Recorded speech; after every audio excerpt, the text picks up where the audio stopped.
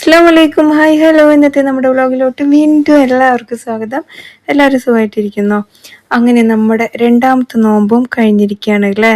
നോമ്പ് വരുമ്പോൾ വിചാരിക്കും അമ്മോ നോമ്പെടുക്കണ്ടേന്ന്. പക്ഷേ എടുക്കാൻ തുടങ്ങിക്കഴിഞ്ഞാൽ അതൊരു വേറൊരു വൈബാണ്. ഇപ്പോഴത്തെ ഇതിൽ പറഞ്ഞു കഴിഞ്ഞാൽ വേറൊരു സംഭവമാണ് അല്ലേ. അങ്ങനെ നമ്മൾ രാവിലെ നേരത്തെ ഒന്നും എണീച്ചിട്ടില്ല.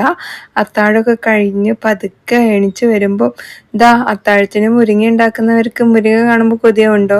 നമ്മളിവിടെ അങ്ങനെ ഉണ്ടാക്കില്ല കേട്ടോ. അത്താഴത്തിന് മുരിങ്ങയില നമ്മുടെ മലപ്പുറം ആ സൈഡിലാണ് മുരിങ്ങ താളിപ്പ്. എൻ്റെ ഫേവറേറ്റ് ആണ് കേട്ടോ സത്യം. അവിടുത്തെ കുട്ടിക്കാലത്ത് അത്താഴത്തിന് എണിച്ചതൊക്കെ കേട്ടോ എനിക്ക് ഓർമ്മ വരുന്നത്. നല്ല മട്ടരിച്ചോറും മുരിങ്ങത്താളിപ്പും അതിലോട്ട് സ്രാവ് മീൻ പൊരിച്ചതും പയറുപ്പേരിയും പപ്പടവും. ആഹാ എന്താ ടേസ്റ്റ്. ഇപ്പൊ തന്നെ അതിൽ വെള്ളം വരുന്നു. നോമ്പെടുത്തിട്ടായിരിക്കും ഇതൊക്കെ കാണുന്നത് ആൾക്കാർ. അപ്പൊ എന്തായാലും മുരിങ്ങ വേണ്ടവർ ഇതാ ഇങ്ങോട്ട് വന്നേയുള്ളൂ കേട്ടോ. ഇവിടെ ഇഷ്ടത്തിനുണ്ട്. ഇപ്പൊ നമ്മൾ എന്തായാലും യൂസ് ചെയ്യൂല.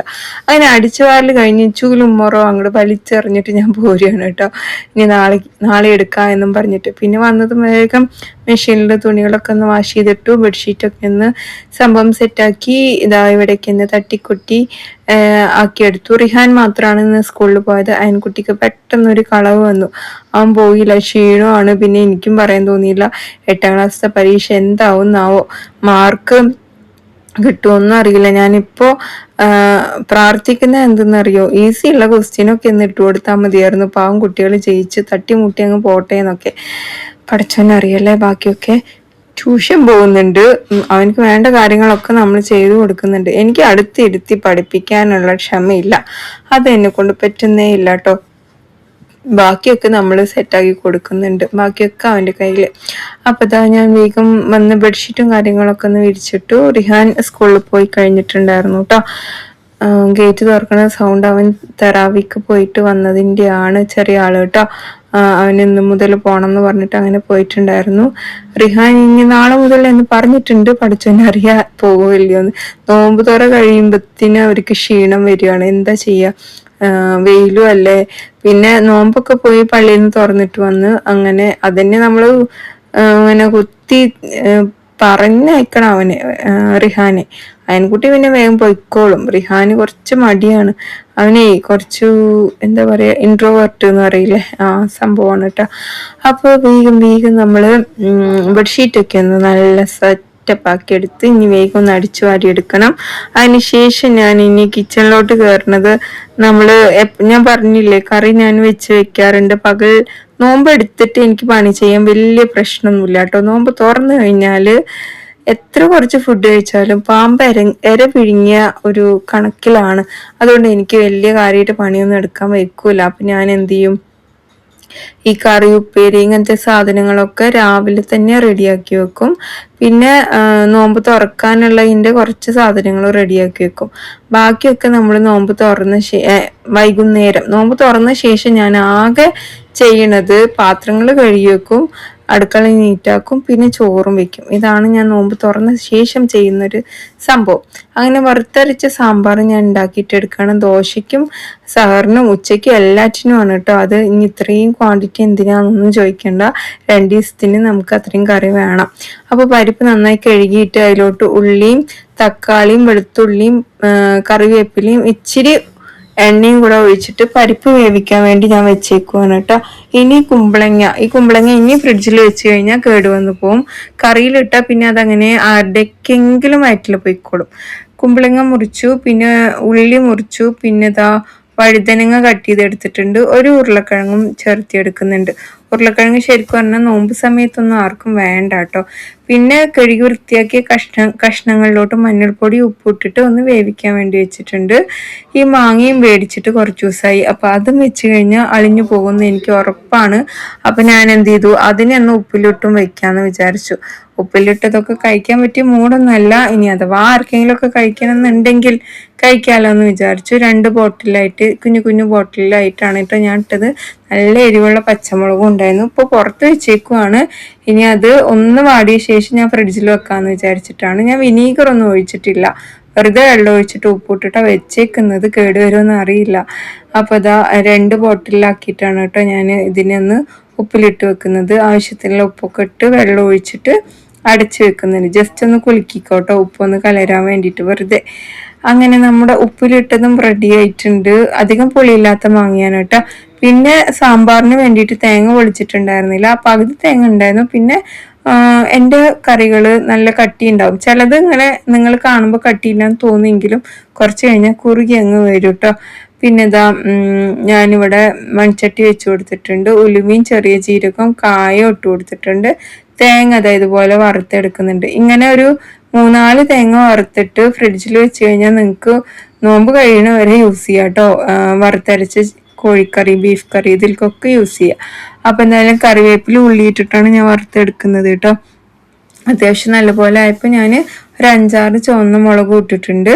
ഇനി നമുക്ക് സാമ്പാർ പൊടിയും മല്ലിപ്പൊടിയും കാശ്മീരി ചില്ലി പൗഡറും കളറിനാണ് കേട്ടോ കാശ്മീരി ചില്ലി പൗഡർ എടുത്തേക്കുന്നത്. എല്ലാം ഈ 2 സ്പൂണാണ് ഞാൻ എടുത്തേക്കുന്നത്. ഇനി നന്നായിട്ട് അങ്ങ് മിക്സ് ആക്കി എടുക്കണം. നല്ലപോലെ ആയ ശേഷം നമുക്ക് ഫ്ലെയിം ഓഫാക്കുക. ഒന്ന് ചൂടാറിയ ശേഷം മിക്സിയുടെ ജാറിലിട്ടിട്ട് നമുക്കിത് അടിച്ചെടുത്ത് കൊണ്ടുവരണം. പൊടിച്ചെടുത്തിട്ട് വെള്ളം ഒഴിക്കരുത്. നമ്മുടെ പരിപ്പ് വന്നിട്ടുണ്ട്, അത് ഇതാ കറിയിലോട്ടാക്കി കൊടുക്കുന്നുണ്ട്. കറിയിൽ തക്കാളിയും കൂടി ഇടണം കേട്ടോ. പിന്നെ പുളി പിഴിഞ്ഞതും കൂടിയാണ് നമുക്ക് ഒഴിച്ചു അങ്ങനെ പുളിഞ്ഞ പിഴിയും കൂടെ പുളിഞ്ഞ പിഴിയോ പുളി പിഴിഞ്ഞത് നോമ്പെടുത്തിട്ട് ആകെ തലയ്ക്ക് വട്ടായി തോന്നുന്നു. ഞാൻ എന്താ പറഞ്ഞ പുളിഞ്ഞ പിഴിയിലെ സൂപ്പറായിട്ടുണ്ട്. അയ്യോ എനിക്ക് എന്നെ ചിരി വരുന്നുണ്ട്, അറിയാണ്ട് വന്നു പോയതാണ് കേട്ടോ. അതും കൂടെ ഒഴിച്ചു കൊടുത്തിട്ടുണ്ട്. ഞാൻ എന്തായാലും അത് ഡിലീറ്റ് ആക്കി കളയുന്നില്ല. നിങ്ങളും കേട്ടിട്ട് ചിരിച്ചോട്ടോ. സൂപ്പറായിട്ടില്ലേ? അയ്യോ പറഞ്ഞു വന്നതൊക്കെ എവിടെ എത്തി, എനിക്ക് തന്നെ വട്ടായിപ്പോയി. അങ്ങനെ എല്ലാം ഒഴിച്ച് കടുകും താളിച്ച് നമ്മുടെ സാമ്പാർ റെഡി കേട്ടോ. നമ്മൾ വറുത്ത് പൊടിച്ച് ആണ് ഉണ്ടാക്കിക്കണത്. വെള്ളം ഒഴിക്കാറില്ല ഞാൻ. തേങ്ങ ഇങ്ങനെ മിക്സിയുടെ ജാറിൽ അടിക്കുമ്പോൾ അല്ലാണ്ട് തന്നെ കിട്ടും. അങ്ങനെ നമുക്ക് ഇന്നൊരു അടിപൊളി ഷേക്കും കൂടെ ഉണ്ടാക്കണം കേട്ടോ. കോഫി ഈത്തപ്പഴം മിൽക്ക് ഷേക്ക്. ഞാൻ ഇനി ഡേറ്റ്സ് എന്ന് പറഞ്ഞിട്ട് കൊളാക്കണ്ട വിചാരിച്ചിട്ടാണ് ഈത്തപ്പഴം എന്ന് പറഞ്ഞത്.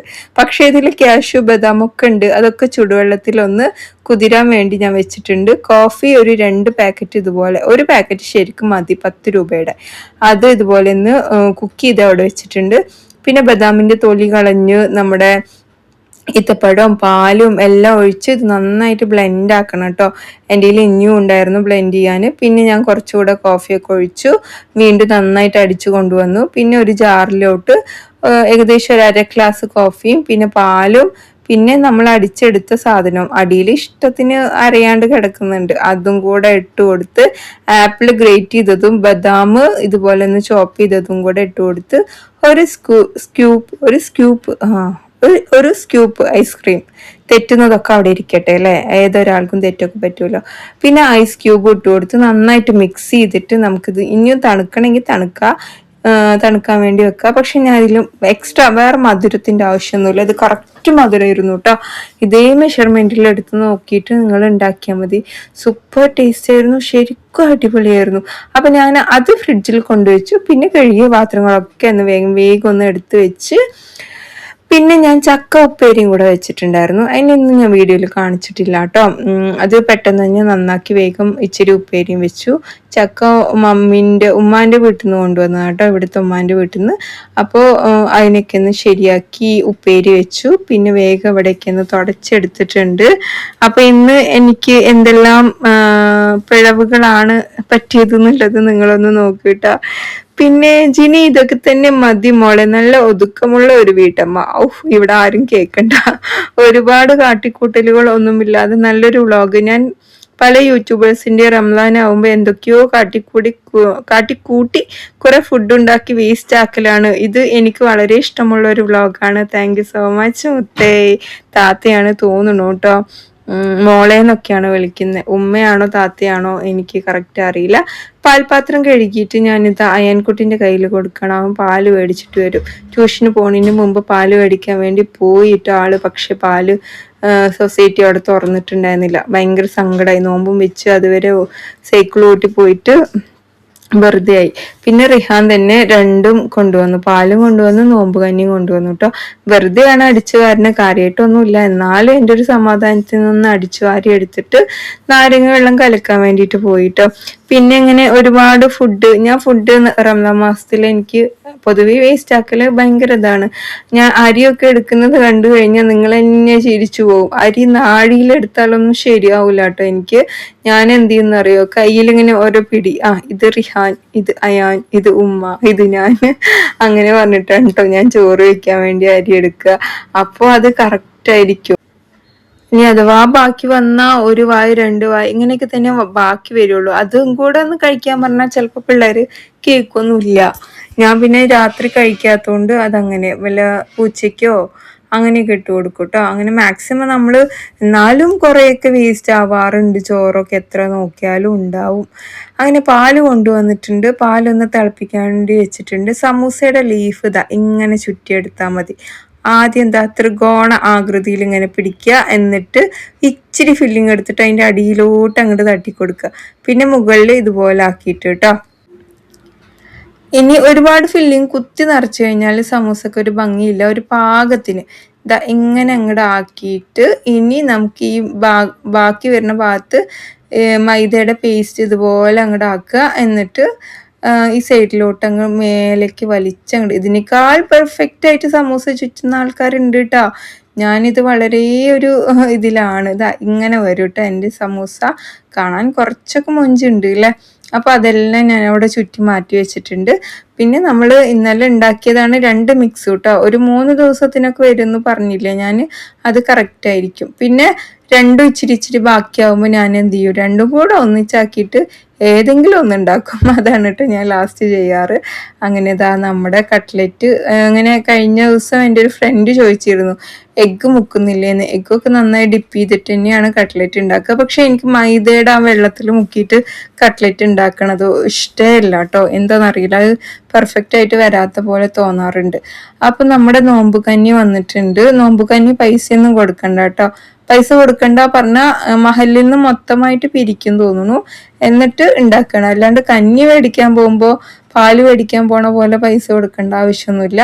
എല്ലാവർക്കും ഉണ്ടാവും കേട്ടോ. നോമ്പ് തുറക്കാൻ വരുന്ന ആൾക്കാർ നമ്മളെ എന്താ പറയുക, പോയി കഴിഞ്ഞാൽ നമുക്ക് കിട്ടും. ആര് പോയി കഴിഞ്ഞാലും കിട്ടും. ഇല്ല എന്നുള്ളൊരു വാക്ക് അവിടെ ഉണ്ടാവില്ല. അപ്പോൾ നോമ്പ് കഞ്ഞിയുണ്ട്. തമിഴ്നാട് പോകെ ഇറച്ചിയും മട്ടനും ഇതൊക്കെ ഇട്ടിട്ടുള്ള നോമ്പ് കഞ്ഞിയാട്ടോ ഉണ്ടാകുക. ചിലപ്പോൾ ബിരിയാണി കഞ്ഞിയാക്കിയ പോലത്തെ ഫീല് പോലും ഉണ്ടാവും കേട്ടോ. പക്ഷെ എനിക്ക് എന്തോ ഇതാണ് ഇഷ്ടം. ഇതാ നെയ്ച്ചോറിൻ്റെ ഒരു ടേസ്റ്റാണ്. നെയ്ച്ചോറ് കഞ്ഞിയാക്കി എങ്ങനെ ഉണ്ടാവും ആ ഒരു ടേസ്റ്റാണ് കേട്ടോ ഇത് വരിക. ഇതിൽ മൈൽഡായിട്ടുള്ള മസാലയും നമുക്കത് നോമ്പ് കഴിഞ്ഞിട്ട് കുടിക്കാൻ നല്ലൊരു, എനിക്ക് ശരിക്കും തരിക്കഞ്ഞിനെക്കാട്ടിലൊക്കെ ഇഷ്ടം ഈ നോമ്പ് കഞ്ഞിയാണ്. തരിക്കഞ്ഞി ഇഷ്ടമാണ്, ഇടയ്ക്ക് മിസ് ചെയ്യാറുണ്ട്. ഞാൻ അങ്ങനെ ഉണ്ടാക്കൂല കേട്ടോ. ഇവിടെ ആർക്കും വലിയ താല്പര്യം ഇല്ലാത്തതുകൊണ്ടാണ്. പിന്നെ ഈ നോമ്പ് കഞ്ഞിൻ്റെ അടിയിൽ അതും ഉണ്ടാക്കുമ്പോഴത്തേന് നല്ല ഹെവി ആകും. എന്നാലും ഒരു റമദാൻ മാസത്തിൽ ഒരു പ്രാവശ്യമെങ്കിലും ഉണ്ടാക്കാണ്ടിരിക്കൂല കേട്ടോ. അങ്ങനെ നമ്മുടെ സമൂസ ഞാൻ ഫ്രൈ ചെയ്തിട്ട് എടുക്കുന്നുണ്ട്. അത് കഴിഞ്ഞതും കട്ട്ലറ്റും ഫ്രൈ ചെയ്യണം. പിന്നെ നമ്മൾ അന്ന് ലുലുലു പോയപ്പോൾ മേടിച്ചിട്ടുണ്ടായിരുന്നല്ലോ ചിക്കൻ നഗറ്റ്സ്, അപ്പോൾ അതും ഒന്ന് ഞാൻ ഫ്രൈ ചെയ്യാമെന്ന് വിചാരിച്ചിട്ടാണ് ഇന്ന്. ചിക്കൻ നഗറ്റ്സ് ഒക്കെ കഴിക്കണമെങ്കിൽ ശരിക്കും പറഞ്ഞാൽ സോസ് വേണം. പക്ഷേ നമ്മൾ ഇത്രയൊക്കെ നോക്കിയിട്ടും സോസ് കൂട്ടി കഴിച്ചു കഴിഞ്ഞാൽ അത് മനഃപൂർവ്വം വേണ്ടാന്ന് വെച്ചതാണ്. വലിയ നോട്ടൊന്നും ഇല്ല ശരിക്കും പറഞ്ഞാൽ. ഈ എണ്ണപ്പലഹാരം കഴിക്കാണ്ടിരുന്നാൽ തന്നെ നമ്മൾ തടി നന്നായിട്ട് കുറയും നോമ്പ് സമയത്ത്. പക്ഷെ നമുക്ക് പറ്റണ്ടേ അല്ലേ. അത് എന്തായാലും എല്ലാവരുടെ വീട്ടിലും ഒന്നെങ്കിലും ഉണ്ടാക്കാണ്ടിരിക്കൂലല്ലോ. അപ്പൊ ഞാനും ഒരു 8-10 നഗറ്റ്സും പൊരിച്ചെടുത്തു. കുട്ടികൾ അന്ന് പറയാൻ തുടങ്ങിയതാ എന്താ പൊരിക്കാത്ത ചോദിച്ചിട്ട്. ഇത് ശരിക്കും പറഞ്ഞാൽ ബർഗറിന്റെ ഒക്കെ ഉള്ളിൽ വെച്ചിട്ട് കഴിച്ചാൽ നന്നായിരിക്കുമെന്ന് അറിയില്ല. ഞാൻ അങ്ങനെ ഒരു സംഭവം ഉണ്ടാക്കണം എന്ന് വിചാരിച്ചിട്ടുണ്ട് കഴിയുന്നതിൻ്റെ മുമ്പായിട്ട്. അങ്ങനെ നമ്മളെല്ലാം കൊണ്ടുവച്ച് സംഭവങ്ങളൊക്കെ ഇനി ഒന്ന് സെർവ് ചെയ്തെടുക്കണം. എന്താ പറയാ, കോഫി ഈത്തപ്പഴം, കോഫി ഡേറ്റ്സ് ഞാൻ പറയുന്ന എന്തെങ്കിലും പ്രശ്നമുണ്ടോ? അതും ഒന്ന് സെർവ് ചെയ്തെടുക്കണം. പിന്നെ കഞ്ഞി വിളമ്പി വെച്ചിട്ടുണ്ട്.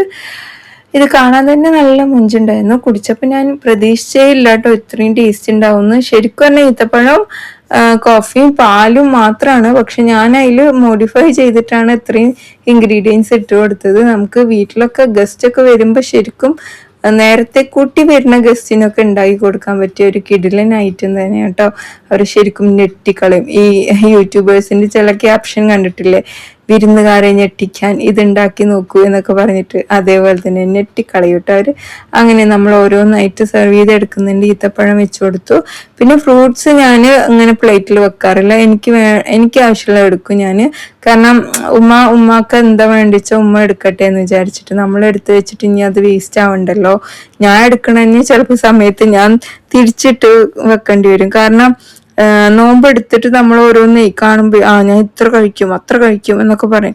പക്ഷെ 2 ഗ്ലാസ് വെള്ളം കുടിച്ചാൽ തന്നെ നമ്മൾ എത്ര കഴിക്കുന്നുള്ളത് നമുക്ക് തന്നെ മനസ്സിലാവുള്ളൂ കേട്ടോ. പിന്നെ അങ്ങനെയൊക്കെ എണീറ്റാൽ മതി. ജിനിത്ത ആരോഗ്യമൊക്കെ നോക്കണ്ടേ, ഉറക്കം പ്രധാനം. അതെ. പിന്നെന്താണ്, മക്കൾക്ക് സ്കൂൾ ഉണ്ടായത് കൊണ്ട് 7:30 എണീക്കും. അല്ലെങ്കിൽ കുറച്ച് ലേറ്റ് ആയിട്ടേ എണീക്കാറുള്ളൂ. ഞാനും ഡേറ്റ്സും കഴിക്കാറുണ്ട്. ഞാൻ കറക്റ്റായിട്ട് ആണ് സ്നാക്സ് ഉണ്ടാക്കാറ്. അത് കറക്റ്റായിട്ടുള്ളൊരു കാര്യമാണ്. കൂടുതൽ ഉണ്ടാക്കിയ കുട്ടികൾ ഇരുന്ന് അത് ഇങ്ങനെ കഴിച്ചുകൊണ്ടിരിക്കും. ചിലപ്പോൾ നമ്മളും കഴിക്കും. അപ്പോൾ കറക്റ്റായിട്ട് ഉണ്ടാക്കിയ അത്രയും നല്ലതാ. പിന്നെ അടിപൊളി നോമ്പ് തൊറാജിനി പത്തിരിയും കറി ഉണ്ടാക്കാറില്ല. ഇല്ല മുത്ത, ഉണ്ടാക്കാറില്ല ഇവിടെ. അത് വേണ്ട, അതാണ്. പിന്നെ ഞാൻ 4:45 എണീക്കല് അല്ലേ. സമൂസ ഷീറ്റ് ഫോൾഡ് ചെയ്യണം ഞാൻ ഇതിൽ ജസ്റ്റ് ഒന്ന് കാണിച്ചിട്ടുണ്ട്. മനസ്സിലാവുകയാണെങ്കിൽ ഒന്ന് നോക്ക് കേട്ടോ. സമയമായപ്പോൾ ഞാനും ഉമ്മയും കൂടി ഇരുന്നിട്ട് ഇതാ നോമ്പൊക്കെ ഒന്ന് തുറന്ന് അങ്ങോട്ടും ഇങ്ങോട്ടൊക്കെ ഒന്ന് സംസാരിച്ച് നോമ്പൊക്കെ തുറന്നു. പിന്നെ നോമ്പ് തുറക്കുമ്പോൾ ലൈം ജ്യൂസ് നല്ലതല്ല ഞാനും കേട്ടിട്ടുണ്ട്. പക്ഷെ ഇവിടെ എന്താണെന്നറിയോ, അതില്ലാണ്ട് പറ്റൂല. കുറേ വർഷങ്ങളായിട്ട് ഇവിടെ ഉള്ള ഒരു സംഭവമാണ്. ചിലപ്പോൾ ഓരോ നാട്ടിൽ ഓരോ പോലെ ആയിരിക്കും. ഇപ്പോഴത്തെ ഡോക്ടർമാരൊക്കെ പറയുന്നത് അങ്ങനെ തന്നെയാണ്, ലൈം ജ്യൂസ് കുടിക്കരുത് എന്ന്. ശരിയായിരിക്കാം. പക്ഷെ നോമ്പ് 30 ഇവിടെ സർബത്ത് ഉണ്ടാക്കും കേട്ടോ. സർബത്ത് നിർബന്ധമാണ്. നാരങ്ങ വെള്ളം അല്ലെങ്കിൽ സർബത്തായിട്ട്. അങ്ങനെ നമ്മുടെ ഇന്നത്തെ വ്ളോഗ് ഇവിടെ ഏകദേശമൊക്കെ തീരുമാനമായിട്ടുണ്ട്. ഞാൻ ജസ്റ്റ് ഒരു 2-3 മിനിറ്റും കൂടി ഇരുന്നോട്ടെ എന്ന് പറഞ്ഞിട്ടാണ് കട്ട്ലറ്റിൻ്റെ ആ റെസിപ്പിയിൽ കൊടുത്തിട്ടുള്ളത് മാത്രം കേട്ടോ. കാണുകയാണെങ്കിൽ മാത്രം കണ്ടാൽ മതി, ഇല്ലെങ്കിൽ നിങ്ങളിവിടെ നിർത്തിക്കോട്ടോ. അപ്പോൾ നമ്മുടെ വ്ളോഗൊക്കെ കണ്ട് സപ്പോർട്ട് ചെയ്യുന്ന എല്ലാവർക്കും ഒത്തിരി നന്ദിയുണ്ട്. ഇനിയും നിങ്ങളുടെ സപ്പോർട്ട് ഒരുപാട് പ്രതീക്ഷിക്കുന്നുണ്ട്. അതേപോലെ റംസാൻ മാസം മാത്രമല്ല, അല്ലാത്ത സമയങ്ങളിലൊക്കെ വ്ളോഗ് കാണണം. പിന്നെ റംസാൻ മാസത്തിലാവുമ്പോൾ നമ്മൾ ഒരു വ്ളോഗിൽ എന്തായാലും ഒരു ഡിഫറെൻറ്റ് റെസിപ്പി കൊണ്ടുവരും. ഇന്നത്തെ സ്പെഷ്യൽ എന്താണെന്ന് വെച്ച് കഴിഞ്ഞാൽ ആ ഈത്തപ്പഴവും കോഫിയും വെച്ചിട്ടുള്ള ഷേക്ക് തന്നെയായിരുന്നു. ഒരു പ്രാവശ്യമെങ്കിലും ഉണ്ടാക്കി നോക്കിയിട്ട് നിങ്ങളുടെ ഫീഡ്ബാക്ക് എന്തായാലും അറിയിക്കണം. മധുരം ഇടേണ്ട ആവശ്യമില്ല കേട്ടോ. ഇനി ഐസ്ക്രീം ഇല്ലെങ്കിൽ നിങ്ങൾ ഇച്ചിരി കണ്ടൻസ്ഡ് മിൽക്ക് മാത്രം കുറച്ച് ഒഴിച്ചു കൊടുത്താൽ മതി. അതിൽ ഈത്തപ്പഴത്തിന്റെ മധുരം തന്നെ ധാരാളം ഉണ്ട് കേട്ടോ. അപ്പൊ എന്തായാലും ഒന്ന് ട്രൈ ചെയ്ത് നോക്കാതിരിക്കരുത്. ഹെൽത്തിയാണ്. അതായത് ഐസ്ക്രീം ഒഴിവാക്കി കഴിഞ്ഞാൽ ഹെൽത്തി ആയിട്ടുള്ള ഒരു ഷേക്ക് തന്നെയാണ് കേട്ടോ അത്. അപ്പൊ നമ്മുടെ വ്ളോഗ് ഇതാ കഴിഞ്ഞു. Take care, have a nice day. ഇനി എന്താണ്, വീണ്ടും വരാം മറ്റൊരു വ്ളോഗായിട്ട്. റംസാൻ 30-ലും എനിക്ക് വ്ളോഗ് എടുക്കണം എന്നൊക്കെ ഉണ്ട്. ഓരോ ദിവസത്തെ വ്ളോഗ് ഇങ്ങനെ കാണിക്കണം എന്നുണ്ട്. പറ്റുകയാണെങ്കിൽ ചെയ്യാം, ഇല്ലെങ്കിൽ വേണ്ട. എങ്ങോട്ടെങ്കിലുമൊക്കെ യാത്ര പോവുകയാണെങ്കിൽ പിന്നെ എനിക്ക് നടക്കൂല. അപ്പം അത്രയൊക്കെ തന്നെ ഉള്ളൂ. Bye, take care, have a nice day.